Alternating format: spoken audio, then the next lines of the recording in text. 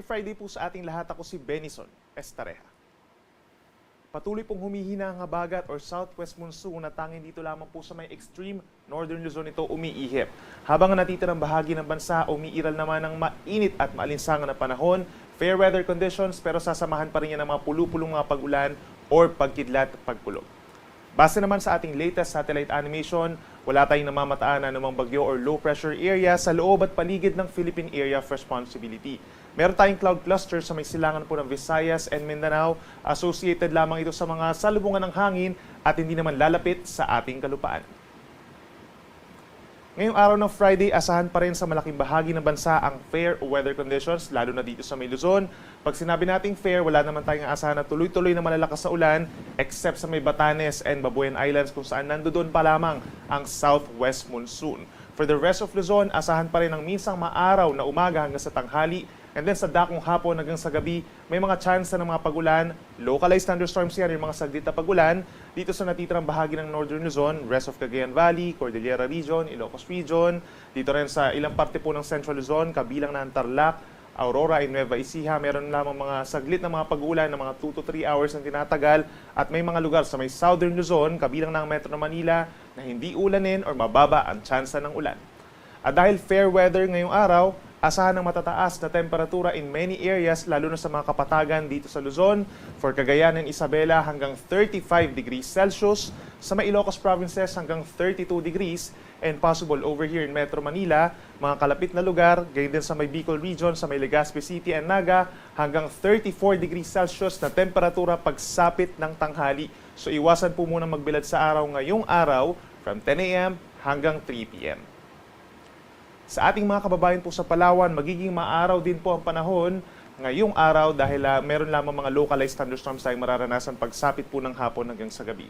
Habang dito po sa malaking bahagi ng Visayas, bahagyang maulap hanggang maulap ang kalangitan, mainit din po pagsapit ng tanghali, then naasahan din pagsapit ng hapon hanggang gabi ang maulap na kalangitan sa ilang lugar na sinasamahan lamang ng mga pulupulong pag-ulan or pagkidlat pagkulog lalo na sa may Panay and Negros Islands.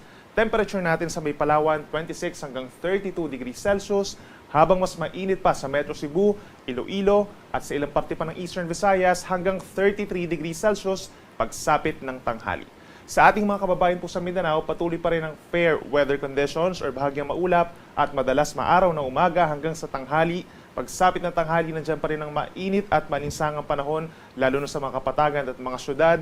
Then pagsapit po ng hapon hanggang sa gabi, partly cloudy to cloudy skies. Meron din mga thunderstorms na saglit lamang mga 2 to 3 hours sa may parting Northern Mindanao and mainland Bangsamoro, itong Maguindanao provinces, plus Lanao del Sur.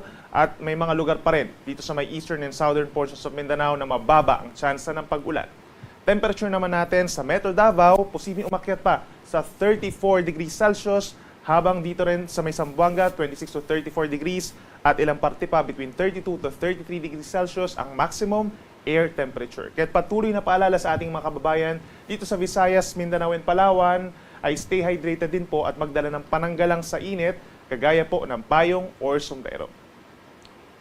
Para naman po dito sa weekend, asahan pa rin natin ang fair weather conditions, bahagyang maulap at madalas maaraw sa malaking bahagi ng bansa. Maaaring magkaroon tayo ng monsoon break na tinatawag or wala tayong aasahang habagat over the next 2 days. Asahan din ang mainit at malinsangan na panahon, kaya patuloy na paalala sa ating mga kababayan. Bagamat wala naman tayong inaasahan na mga inclement weather na tinatawag o yung malalakas at tuloy-tuloy ng mga pag-ulan, at pwede naman po yung mga outdoor activities natin, yung mga land and sea travel, wala naman tayong magiging aberya. Nandyan pa rin po yung banta ng mainit na panahon, kaya iwasan pa rin ang pagbibilad sa araw from 10 a.m. hanggang 3 p.m. at possible pa rin naman yung mga saglit na mga pag-ulan or pagkidlat pagkulog. Sa mga nagtatanong kung kailan naman magbabalik yung malakas po na southwest monsoon, wala pa rin tayo inaasahan by early next week.